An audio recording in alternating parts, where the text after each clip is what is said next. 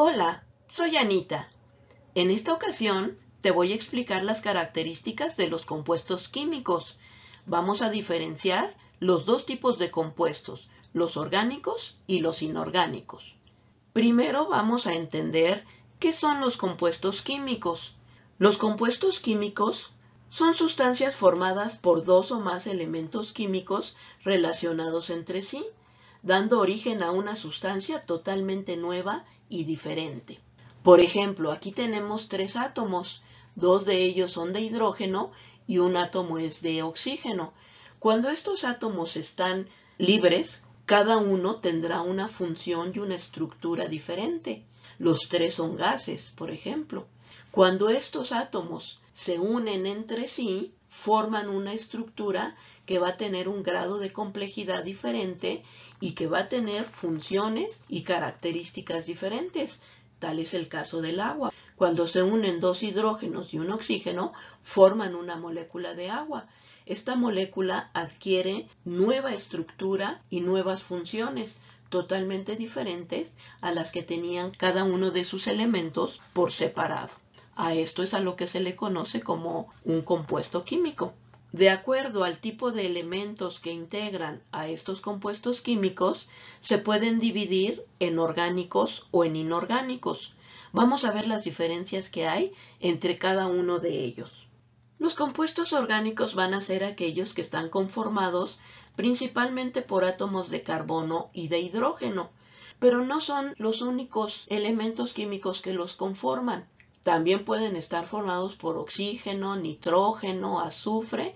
Estos son los principales componentes de estos compuestos orgánicos. Una característica importante de estos compuestos orgánicos es que se presentan uniones entre carbono y carbono o entre carbono e hidrógeno. A estas uniones se les conoce como ligaduras. Entonces, quiere decir que hay ligaduras carbono-carbono y ligaduras carbono-hidrógeno. Esto hace que estos compuestos orgánicos se distingan de otros compuestos. Por ejemplo, tenemos unos compuestos como los carburos, los carbonatos y los óxidos de carbono. Todos estos tienen carbono dentro de su estructura, pero no existen este tipo de ligaduras.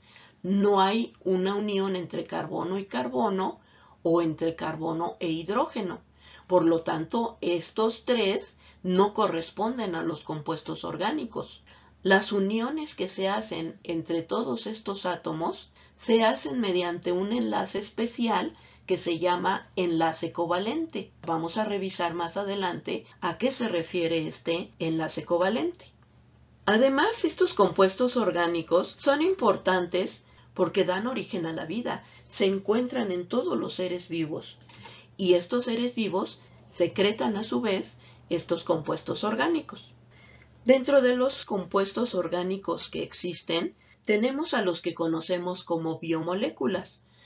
Por ejemplo, están los carbohidratos. Los carbohidratos son moléculas que tienen un origen vegetal, es decir, que las plantas son las que lo producen.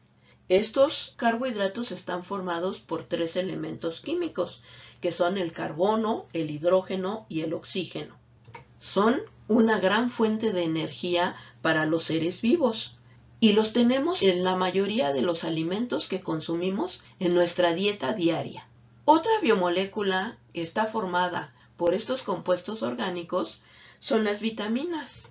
Las vitaminas tienen una composición muy diversa. No nada más están formados por carbono, hidrógeno y oxígeno, sino que tienen además otros elementos químicos.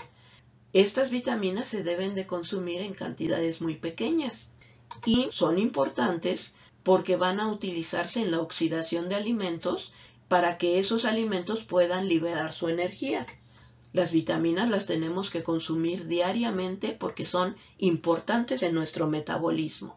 Otra biomolécula importante que está formada por compuestos orgánicos son los lípidos, que también conocemos como grasas.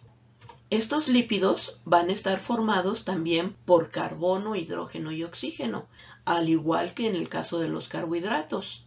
Tienen la misma composición en cuanto a átomos, pero tienen una proporción diferente de cada uno de estos átomos dentro de su estructura. Los lípidos se forman a partir de los carbohidratos, es decir, que si nosotros consumimos muchos carbohidratos y no los gastamos dentro de nuestro metabolismo, la tendencia es que se acumulen y formen grasas. Estos van a ser de origen animal y vegetal y por lo tanto van a utilizarse como almacenamiento de energía. Dentro de estos tenemos a los aceites, las mantequillas, las mantecas, etc. Otra biomolécula que está formada por compuestos orgánicos son las proteínas. Las proteínas están formadas por estos 4 átomos: el carbono, el hidrógeno, el oxígeno y el nitrógeno. Estas proteínas son producidas por los animales en productos de origen animal, como es el caso de la carne, la leche, el huevo.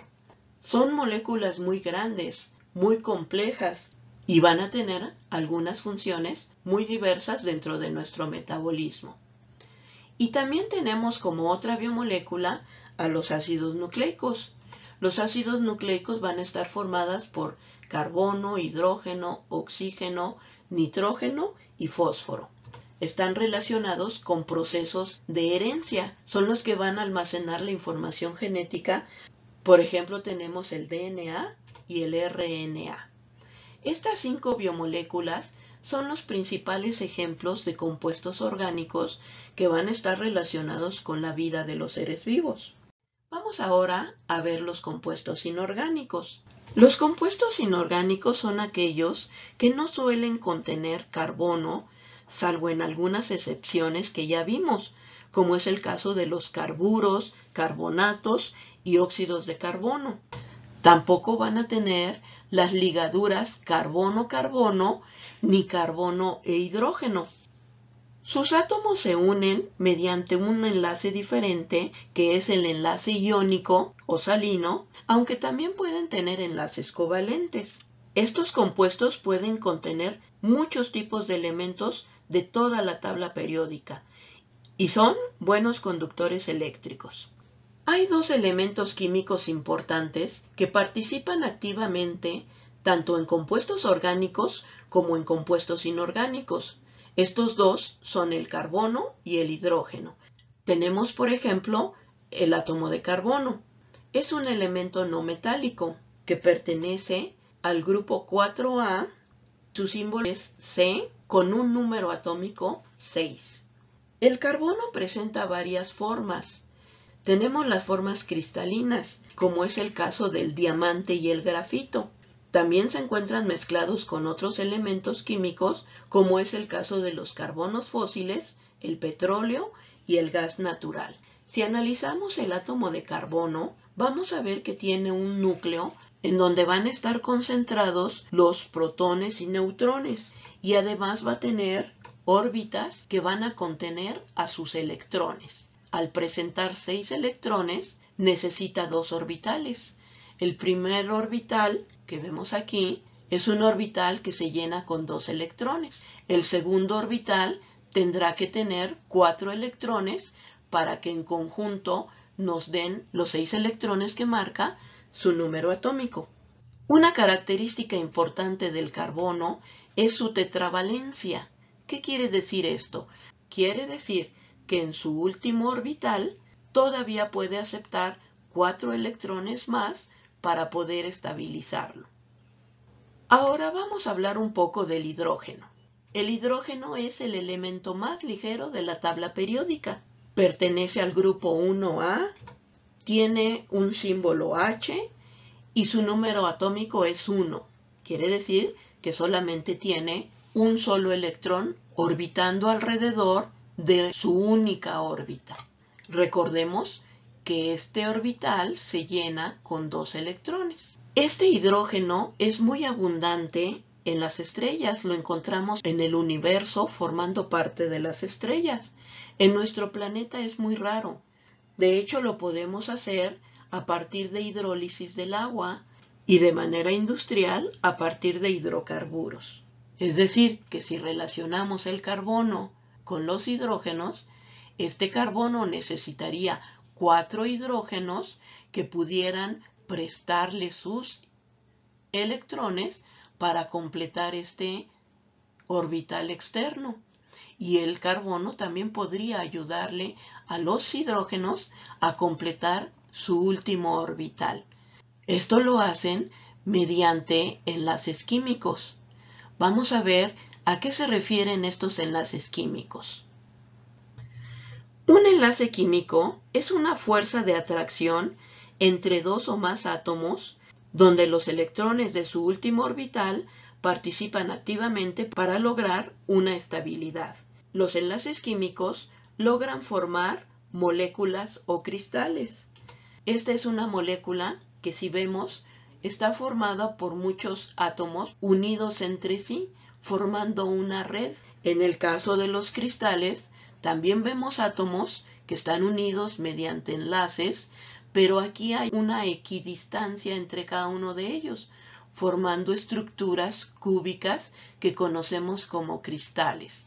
La diferencia entre una molécula y un cristal va a ser esa distribución de esos átomos unidos mediante esos enlaces. Aquí no hay una estructura regular y aquí sí la hay.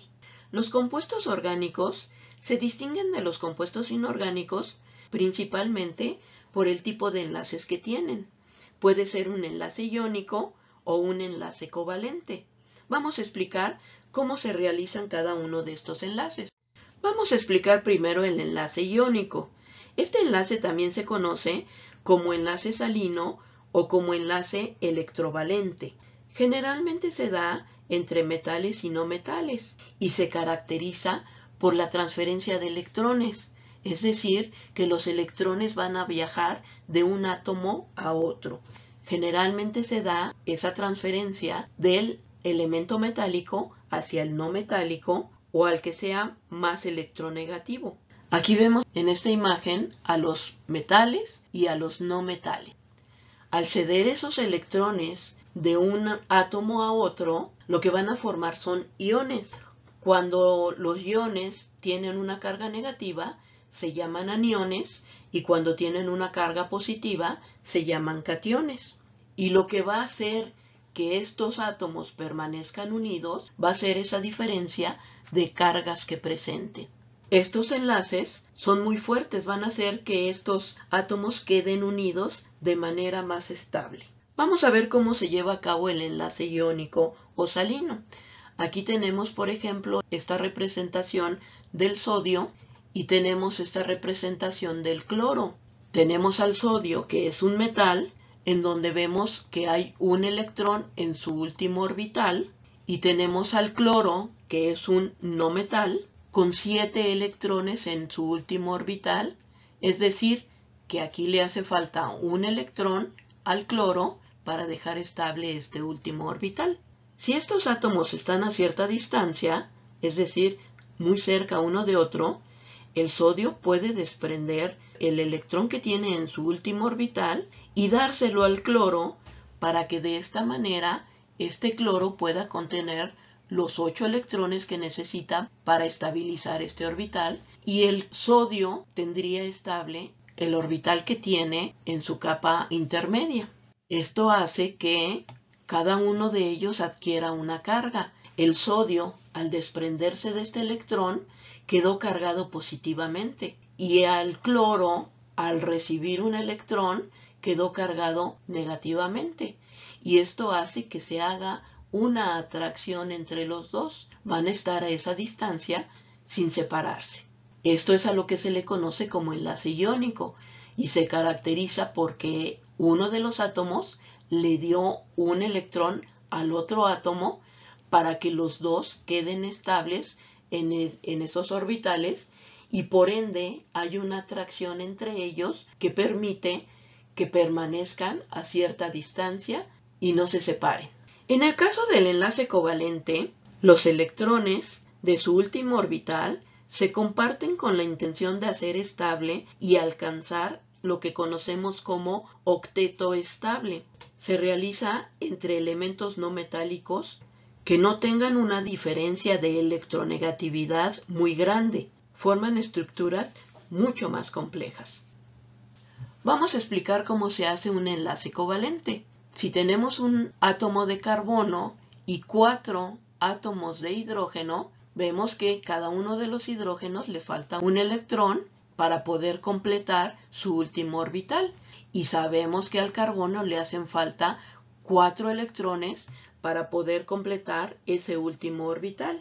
Si estos átomos están a cierta distancia, pueden acercarse hasta toparse, de tal manera que a la hora de estar funcionando, esos electrones pueden pasar de un orbital del carbono hacia un orbital del hidrógeno, de tal manera que se están compartiendo, se están prestando esos electrones y están haciendo que el último orbital de cada uno de ellos permanezca más estable. Si hacemos una pausa, podemos ver que en el caso del carbono tenemos la presencia de 8 electrones en este orbital, de tal manera que queda estable. Se llegó en este caso al octeto estable. De tal manera que en estos enlaces covalentes podemos ver que todos los átomos se benefician porque entre todos estos electrones se completan los últimos orbitales de cada uno de estos elementos que están participando en esta unión, y eso hace que se mantengan firmes y unidos.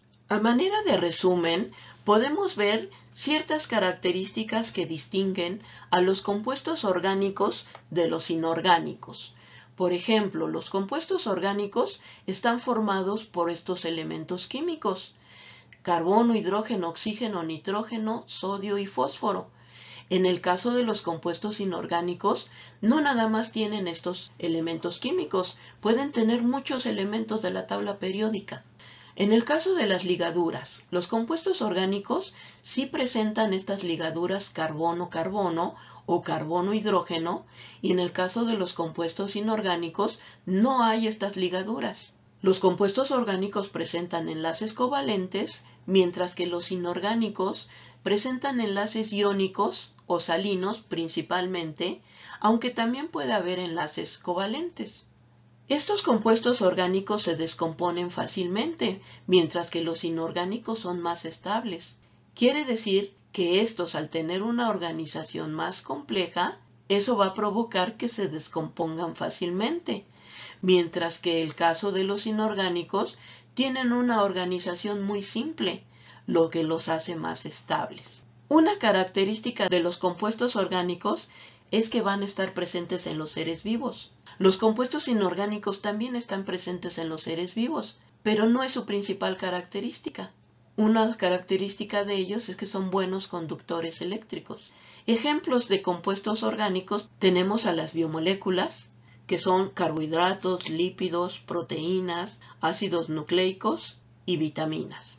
En el caso de los compuestos inorgánicos, tenemos cloruros, ioduros, óxidos, carbonatos, etc. Son un sinfín de compuestos inorgánicos los que se pueden formar. Estas son las principales características que tienen los compuestos químicos y las características que distinguen a los compuestos orgánicos de los inorgánicos. Vamos a dejar hasta aquí nuestro tema. Espero que te haya quedado claro. Nos vemos en la próxima. Muchas gracias.